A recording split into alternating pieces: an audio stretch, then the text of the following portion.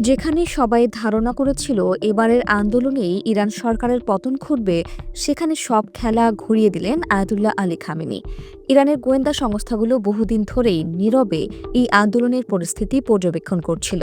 অন্ধকারে অপেক্ষা করার শিকারের মতো তারা উপযুক্ত মুহূর্তের জন্য প্রস্তুত ছিল। এর প্রেক্ষিতে তেহরানের বিভিন্ন প্রান্তে একযোগে ঝটিকা অভিযান চালিয়ে ইরানের নিরাপত্তা বাহিনী গ্রেপ্তার করে প্রায় ২০০ জনকে।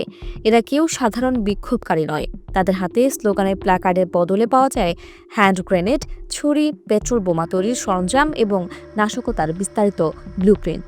এমন অস্ত্র ও গোলাবারুদ সাধারণ নাগরিকদের হাতে থাকার কথা নয়, বরং এগুলো সুসংগঠিত সশস্ত্র নেটওয়ার্কের স্পষ্ট প্রমাণ।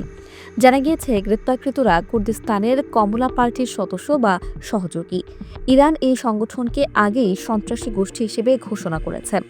এরা সরাসরি ওই সংগঠনের কাছ থেকে নির্দেশনা পাচ্ছিল, কোথায় আগুন লাগাতে হবে, কোন রাস্তায় ব্যারিকেড দিতে হবে, কখন পুলিশের উপর হামলা চালাতে হবে। ইরাকের কুর্দিস্তানে অবস্থানরত এই গোষ্ঠী দীর্ঘদিন ধরেই ইসরায়েল ও যুক্তরাষ্ট্রের কাছ থেকে অর্থ ও অস্ত্র সহায়তা পেয়ে আসছে। এই ঘটনার মধ্যে আরেকটি নাটকীয় মোড় এনে দেয় আনসে নামের একটি রহস্যময় গ্রুপ। তারা দাবি করেছে, মোসাদের ডেটাবেজ হ্যাক করে ইরানের ভেতরে সক্রিয় প্রায় ৬০০ জন এজেন্ট ও সহযোগীর তথ্য তারা প্রকাশ করেছে।